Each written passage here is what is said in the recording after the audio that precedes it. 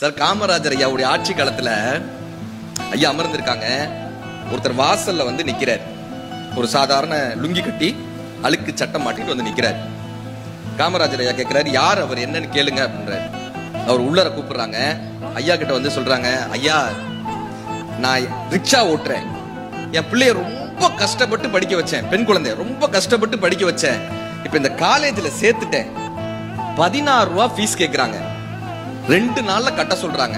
16 ரூபா ஃபீஸ் என்கிட்ட இல்லைங்கய்யா, அந்த காலத்துல 16 ரூபா என்கிட்ட இல்லைங்கய்யா, 2 நாள்ல கட்ட சொல்றாங்க, எனக்கு என்ன பண்றதுன்னு தெரியல, உங்ககிட்ட கேட்டா எல்லாரும் ஏதாவது தீர்வு கிடைக்கும்னு சொன்னாங்க, உங்ககிட்ட வந்தேன்.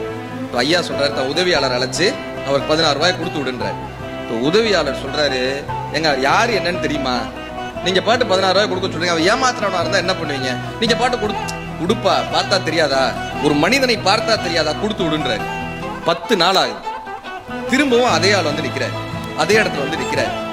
இந்த உதவியாளர் போய் ஐயா கிட்ட சொல்றாங்க, நான் தான் சொன்னேன்ல, அவன் ஏமாத்துறவன் நான் சொன்னேன்ல, இன்னைக்கு பாருங்க வேற ஏதாவது காரணம் சொல்லிட்டு வந்து நிப்பான் பாருங்க, ஏதாவது ஒரு காரணம் சொல்லுவாங்க, அதை கூப்பிடுன்றாரு. அவர் வந்து வணங்கி நிக்கிறார். ஐயா என்னப்பா என்னப்பா, ஐயா நான் போன வாரம் வந்தேங்க, பிள்ளைக்கு ஃபீஸ் கட்டணும்னு 16 ரூபா கேட்டேங்க, நீங்க 16 ரூபா கொடுத்து விட்டீங்க. ஆமா கொடுத்து விட்டேன், இப்ப என்ன அப்படின்னாரு. இல்லைங்கய்யா நான் போய் ஃபீஸ் கட்ட போனேன், ஃபீஸ் 14 ரூபா தானா, 2 ரூபா கொடுத்தாங்க, அந்த 2 ரூபாய உங்ககிட்ட கொடுத்துட்டு போலான்றதுக்காக வந்தேங்க யான்னு, மிச்சம் அந்த 2 ரூபாய உங்ககிட்ட கொடுத்துட்டு போலாங்க யான்னு வந்தேன். ஒரு மனிதனை பார்த்தவுடன் அவனுக்கு உள்ள இருக்கக்கூடிய அந்த அகத்தோற்றத்தை யாரால் உணர முடிகிறதோ அது மெய்ப்பொருள்.